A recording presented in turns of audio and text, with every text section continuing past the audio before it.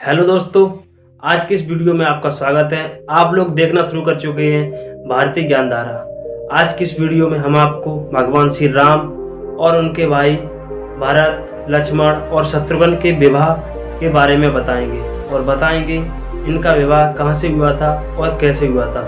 इसीलिए वीडियो के अंत तक बने रहिए। और अगर आप हमारे चैनल पर पहली बार आए हैं तो चैनल को सब्सक्राइब करके बेल आइकन को जरूर दबा लीजिए। चलिए वीडियो शुरू करते हैं। जब गुरु विश्वामित्र का यज्ञ पूर्ण हो गया है तो वे भगवान राम और लक्ष्मण को साथ लेकर जनकपुर गए हैं। वहाँ सीता का स्वयंवर होने वाला था। जनक राज ने उन्हें निमंत्रण भेजा था, इसीलिए वे राम और लक्ष्मण को लेकर वहाँ चले गए। राजा जनक को जब पता चला कि गुरु विश्वामित्र उनके नगर के बाहर आ चुके हैं तो उन्होंने वहाँ आकर उनका स्वागत करा और दोनों राजकुमारों को देखकर चकित हो गए और गुरु विश्वामित्र से पूछा कि यह राजकुमार कौन है जो इतने सुंदर और सुशील और संस्कारी है। तब गुरु विश्वामित्र ने कहा कि चक्रवर्ती सम्राट राजा दशरथ के पुत्र राम और लक्ष्मण हैं। उनके रूप को देखकर राजा जनक मुग्ध हो गए और उन्होंने सोचा कि अगर हमने धनुष भंग की प्रतिज्ञा न रखी होती तो सीता के लिए ये एक योग्य वर है और मैं सीता का विवाह इनसे ही करता। अगर मैं अब अपनी शर्त से मुकर जाऊंगा या शर्त को त्याग दूंगा तो मुझे कलंक लगेगा और मैं अपने कुल को कलंकित नहीं करना चाहता। इसीलिए राजा जनक अपनी शर्त को नहीं त्याग सके और उन्होंने विश्वामित्र और दोनों भाइयों के रुकने की व्यवस्था नगर के बाहर ही कर दी। फिर राम और लक्ष्मण और गुरु विश्वामित्र वहाँ ठहर गए। लक्ष्मण के मन में नगर को देखने की लालसा उठी, किंतु लक्ष्मण किसी से कह न सके। राम ने लक्ष्मण के मन की बात को जानकर गुरु विश्वामित्र से कहा कि लक्ष्मण नगर को देखना चाहते हैं, क्या मैं लक्ष्मण को नगर दिखा लाऊं? गुरु विश्वामित्र ने कहा, अवश्य जाओ, तुम और लक्ष्मण नगर को देख कर आओ, किंतु शीघ्र ही लौट आना। गुरुदेव की आज्ञा पाकर राम और लक्ष्मण नगर को देखने गए। नगर में जब राम और लक्ष्मण ने विचरण किया है तो उनको देखकर जनकपुर के समस्त नर नारी मुग्ध हो गए हैं और कहने लगे कि यह सीता के लिए योग्य वर है और अगर सीता का विवाह राम के साथ हो जाए तो बहुत अच्छा रहेगा।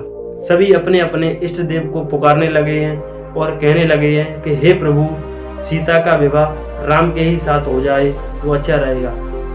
कुछ लोग कहते हैं कि यह तो स्वयंवर देखने आए हैं, कुछ लोग कहते हैं यह तो राजा दशरथ के पुत्र हैं, कोई कहता है कि विश्वामित्र के साथ आए हैं। ऐसे नगर में तमाम तरह की बातें होने लगी।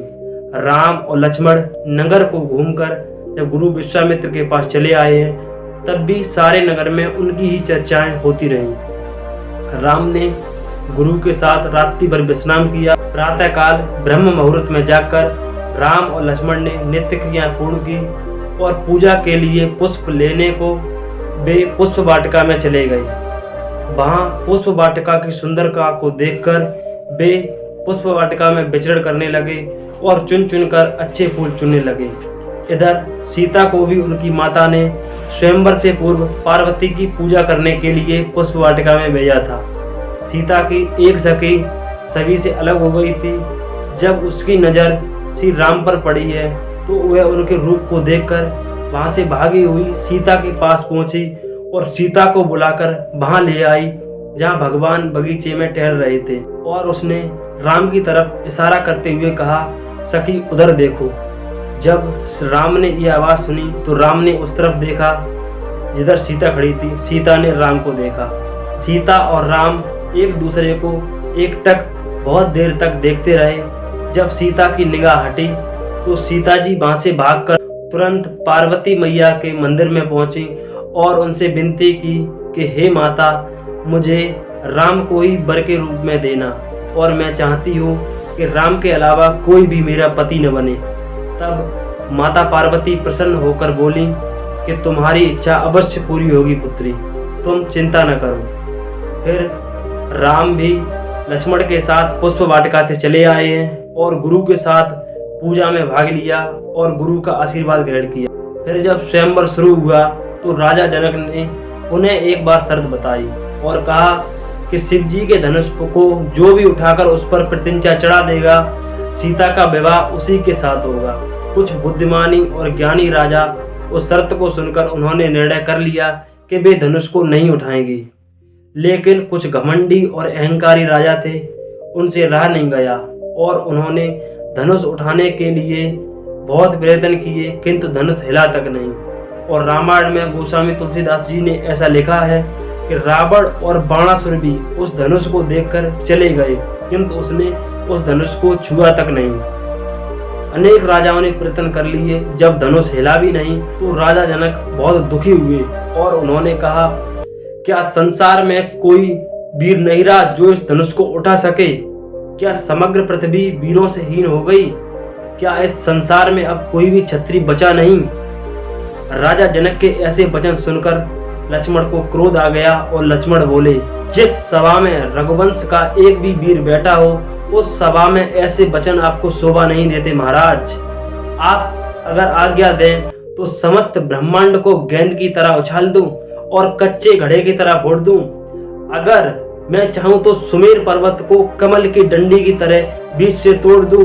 यह धनुष तो कुछ भी नहीं है, इस धनुष को तो मैं कुकुरमुत्ते की तरह तोड़ सकता हूँ और इसे एक हाथ में उठाकर 100 योजन तक भागा चला जाऊंगा। अगर मैं ऐसा नहीं कर पाया तो मुझे प्रभु की शपथ है, मैं जीवन में कभी भी धनुष बाण को धारण नहीं करूंगा। राम ने फिर लक्ष्मण को इशारे में शांत किया और अपने पास बैठा लिया।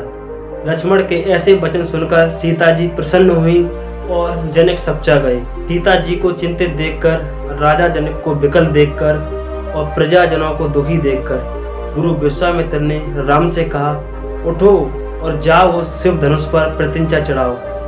गुरुदेव की आज्ञा पाकर राम ने उन्हें प्रणाम किया और धनुष के पाकर जाकर एक बार पुनः सभी को देखा। राम ने देखा कि समस्त सभा में सन्नाटा छाया हुआ है और सभी ऐसे प्रतीत हो रहे हैं जैसे कि चित्र छपे हुए हैं, कोई भी हिल भी नहीं रहा है। राम ने देखा कि सीता का एक एक पल एक एक कल्प के समान कट रहा है। सीता को चिंतित देखकर, राजा जनक को दुखी देखकर राम ने धनुष को एक ही हाथ से उठा लिया और प्रत्यंचा चढ़ाने के लिए जैसे ही उसे झुकाया, तैसे ही धनुष बीच से टूट गया। धनुष के टूटने की आवाज सुनकर पृथ्वी डगमगा गई और उसकी ध्वनि समग्र ब्रह्मांड में गूंज उठी, जिसे सुनकर परशुराम वहां आए और परशुराम का राम और लक्ष्मण से बहुत संवाद हुआ है। उनसे संवाद होने के पश्चात परशुराम जान गए कि भगवान श्री राम भगवान विष्णु के अवतारी हैं। फिर वे वहां से चले गए। उसके पश्चात विश्वामित्र से आज्ञा पाकर राजा जनक ने राजा दशरथ के लिए एक संदेश लिखा है और उस संदेश को पढ़कर राजा दशरथ बारात को सजाकर जनकपुर में आ गए। तब राजा जनक ने राजा दशरथ के चारों पुत्रों को देखा और फिर राजा दशरथ से विनती की कि मेरी छोटी पुत्री उर्मिला का विवाह आप लक्ष्मण के साथ कर लीजिए और मेरे छोटे भाई कुशध्वज की 2 पुत्री हैं, उनका विवाह आप अपने पुत्र भरत और शत्रुघ्न के साथ कर लीजिए। राजा जनक के इस प्रस्ताव को राजा दशरथ ने खुशी खुशी स्वीकार कर लिया। फिर भगवान श्री राम का विवाह सीता के साथ और लक्ष्मण का विवाह राजा जनक की छोटी पुत्री उर्मिला के साथ हुआ और राजा जनक के छोटे भाई कुशध्वज की पुत्री मांडवी का विवाह भरत के साथ और श्रुतकीर्ति का विवाह शत्रुघ्न के साथ हुआ। इस प्रकार चारों भाइयों के विवाह हुए। चारों भाइयों का विवाह एक ही साथ हुआ।